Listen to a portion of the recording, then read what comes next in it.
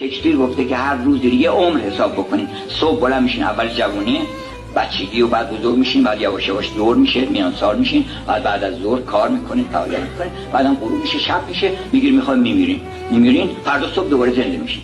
این که آدم فردا صبح دوباره زنده میشه بود یه موهبت تازه است. اگر یک پروفسور انگلیسی گفته بود که من هر روز صبح اون بخش متوفیات روزنامه گاردین اینا رو میگیرم، بخش متوفیاتشو میخونم، اگر دیدم اسمم اونجا نیست پر از انرژی میشم. و ما نمردیم، خیلی مردن دیشب، اینا لیستشه، اینجا اسم ما تو لیست مرده ها نیست. و بنابراین چه بهتر پاشیم بریم یه کاری بکنیم. حالا که ما زنده هستیم، یکی دستت میرسد کاری بکن، پیش از آن که از تو نیاید هیچ کار. حالا من میتونم که الان میتونم یه کاری بکنم، اون کار رو انجام بدم.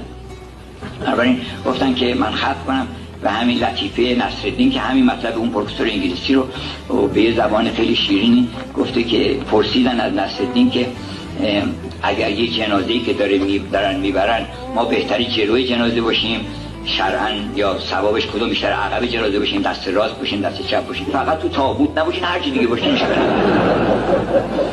نه همینقدر که آدم تو تابوت نیست این خودش شادی و سعادت.